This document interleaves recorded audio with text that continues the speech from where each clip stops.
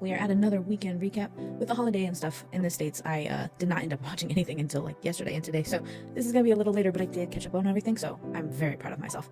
So, starting off with one of my favorite shows as of right now, and it is Last Twilight. This show, or this episode, was so good for my soul. Seeing a happy Jimmy C was perfection. The highlighter shirt was amazing. I loved him slipping the book in so that Day could find the book. I know that is controversial in some parts, because I saw somebody call it pandering, but I personally just thought it was an adorable moment. Letting him find it, letting him see it, letting him get excited about it. I thought that was amazing.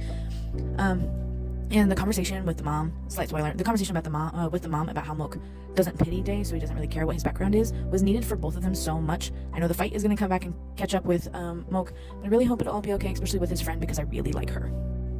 Next up, we have Pit Abe. This one, don't hate me, but this one felt a little scattered to me. Like, it was a lot of little pieces put together. I understood what was happening in each of the pieces, but I didn't really understand the passage of time. I also knew that Wei would be feeling some kind of way about Charlie getting a lot of instant access to Babe and his special car, which that would actually surprise me. I thought Babe would push back a little bit more on that, but guess not. I also can't really tell at this point if Jeff and Charlie are working for the red team or if they're working for someone else outside of both of the teams. But they are up to something, so that is very intriguing. I do like the progression of like information that we're getting about each of the people involved. The little conversation with, I think it's North and Sonic, how like what's more than friends? Is it Pinong or is it like lovers? I loved that entire conversation. One, because of the conversation, and two, because of the reaction. It was too funny. Next, we have Middlemen's Love. Oh my goodness. Watching everything about the post-drunk Mai was just so adorable. Also, just in general, like the fact that they showed that Jade literally ran through the entire list of people at the office and it didn't match anybody, and he still didn't get it. It's fascinating, but I get why they did that. I just really liked how they decided to show that. Also, this is not related to the show necessarily, but I do really like seeing Tudor be young. I know Tudor is young, and he wasn't like old in anything else that he's did, but in particularly for this one, he seems young, and I really, really like that he feels so much younger. But it's so cute. It's just another fluff show that I'm very much enjoying. And we had episode 2 of Bake Me Please. I'm loving all of Shin's little smiles, okay? Guide is gorgeous, and I really like his character Peach. There's already growth and a bit of comedy and a little bit of heartfeltness. I like Guy, but I'm afraid his interest in Peach is so instant that we won't really be able to fully understand his mind frame. This episode, his immediate response when Shin and Peach fought at the end, it was strange. Not overly done, but it was just like, I don't know. And how they framed the next week's preview, if he leaves because Guy and Peach are getting closer, I think that'll be dumb. He's been friends with Shin for so long, and why is Peach more important now? Anyway, I did call that the older brother had a thing for Shin. But I'm really looking forward to the next episode. I'm actually enjoying this show quite a lot, and I think Ohm is doing fantastic, and Ohm and Guide look so good together. I like their height similarity and like their build. Like, I know that's not important, but I like them together, and their chemistry is kind of on point. Okay, so we got a lot more backstory for episode 2 on Playboy, which was really nice to get some version of a story anywhere. I do think plot-wise it's very intriguing where we're going, but this episode was so anxiety-inducing. Mostly little blonde dude, he makes me very, very nervous on his role-playing.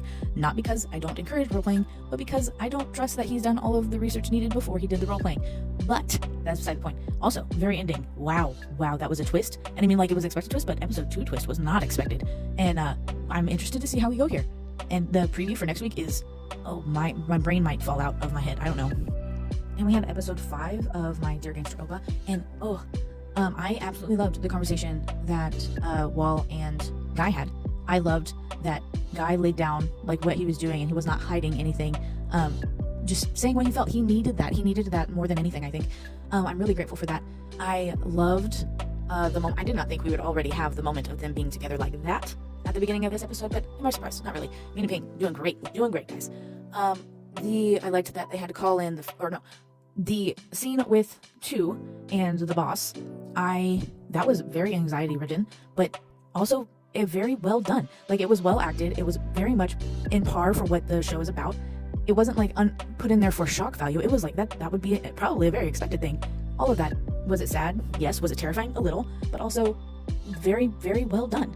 I don't know exactly what Guy expected when he came back covered in bruises, that he wasn't going to have to do that. Also, buddy, your first choice cannot be call the police when he's doing what he's doing, okay? I really liked that they call in the friends for cleaning up the room. I liked that the gang buddy that he had also got out.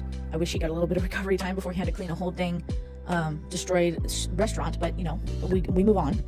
And in general, I just really liked it. I kind of expected the twist. Of course, I called that you really shouldn't have just left Kenji alive. That shouldn't have happened. But yeah, I really, really enjoyed it. This is a good show so far. Like, I haven't had like a full miss at all. So I'm keeping going. I started 3 new shows this week as well, so I will do a separate video about those 3, including Cooking Crush.